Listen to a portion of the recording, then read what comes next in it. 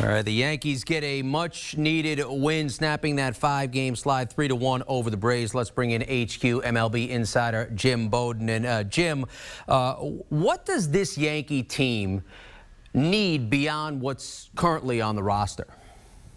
Well, I mean, the first thing is you've got to get this lineup hitting, right? I mean, you're not going to sit there all year and have Giancarlo Stanton, Gleyber Torres, Aaron Hicks, Clint Frazier, even Michael Tuckman. All these guys are hitting under 200. Yep. And then you got Gardner hitting 220, Sanchez hitting 220. I mean, this has been just a total offensive disaster. The offense isn't that bad. It really isn't. And it's going to come around. And look, when you're done and you've played 60 games, this team's going to be 30-30, and then they'll get ready for the final 102 games, where they're going to have to win their 63 to 64 games out of that last 100. That's going to be fine. But I do want to say this because you make a good point. I don't think this team, as it's constructed, is going back to the World Series without GM Brian Cashman making a couple of dramatic trades. And I want to start right here, Jim, because I think the deal that they have is going to be with the Colorado Rockies. It makes too much sense. Trevor Story is going to be a free agent. Trevor Story is an impact two-way player. He would upgrade this team defensively. He would upgrade this team in terms of power and speed and even consistency. So I think that would be a huge deal that they should consider. For the lineup, for the defense at shortstop, both spots. Number two, they've got Herman Marquez in their rotation. If I'm the Yankees, I want to try to find a package for Story and Marquez to get him. And if I can't get Marquez because he's on a club-friendly deal, I'll take a chance on John Gray, who's on his free agent year like Story. He's got top of the rotation stuff. Get him out of Coors Field. I mean, we've seen guys, they get out of Coors, they perform in terms of pitchers. I love that fit with the Yankees. I think Marquez would be the perfect number two, and I think Gray, along with Tyone, will give him a solid 2 or 3. So I'd like to see a blockbuster deal with the Rockies. I'm going to keep pushing this thing until the two teams come together. It makes too much sense. And for the Yankees, they can trade an Andujar when he's healthy, a Frazier. They can give up a top prospect not named Dominguez and find a way to get this deal done. So I do think they need to make a deal, Jim. Yeah, that's an interesting swap, as the Yankees do have the chips, and it would help them in 2 different spots. Marquez just went the distance against the New York Mets. Stick with the Yankees. Aroldis Chapman, you know, when you're not winning games and you're behind, you don't have a lot of save chances, you don't get a lot of opportunities as a closer. Came into Tuesday's matchup having thrown just 4 innings. He closed out the win over the Braves. What did you see from him on Tuesday night? Yeah, well, first of all, we're talking about right now the best closer in the sport, period. And what's happened this year is he's come up with a new pitch, the split finger. And the split finger is nasty. So this is the first time in Chapman's illustrious career that he's got 3 wipeout pitches.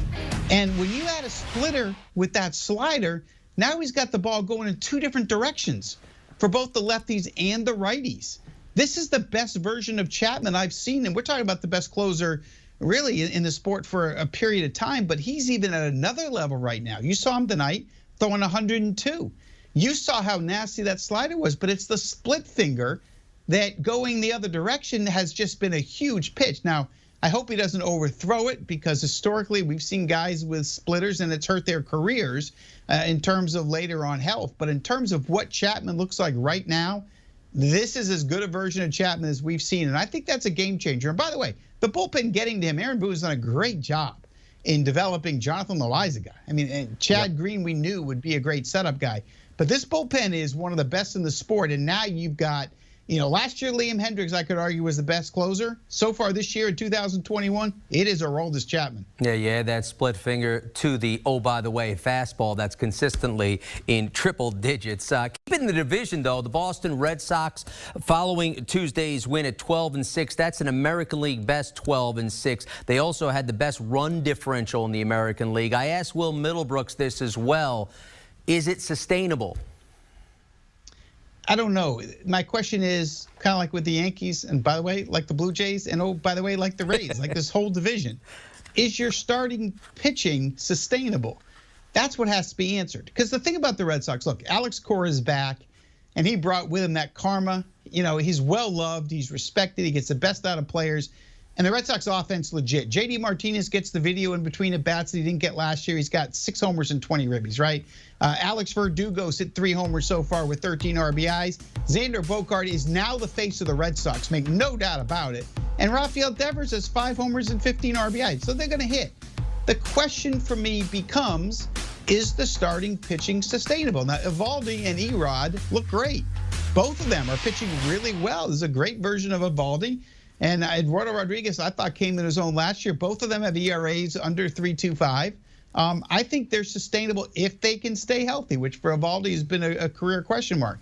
My question is, can Nick Pivetta, Garrett Richards, Martin Perez in the 3, 4, 5 spots? I'm not buying it. Yeah. I mean, you got Pivetta with 11 walks already. You got Richards with 7 walks already. So that's the part of the team that worries me. Now, the bullpen has been better than we thought. Matt Barnes has been great closing. And I know Yankee fans aren't going to like to hear this, but the Rule 5 guy they took from the Yankees, Garrett Whitlock, he's good. He hadn't given up a run all year. He's been unbelievable. So sustainable, they're going to be in the race. Let me put it that way. They're not going to go away, and they're going to be better than we thought they were going to be. But again, this division is going to be won with the team that has the best rotation. Yeah. Baseball's a marathon, Jim. You know, the good teams are found out by the end of the season. Let's move it to the National League. Steven Strasburg on the injured list for the Nats, and now they lose their best position player in Juan Soto. The impact on this team with those injuries, particularly Soto in the near term. Well, I thought last year they were the most disappointing team in baseball. They went from world champions to a last place team. And I thought coming into this year that they were going to rebound.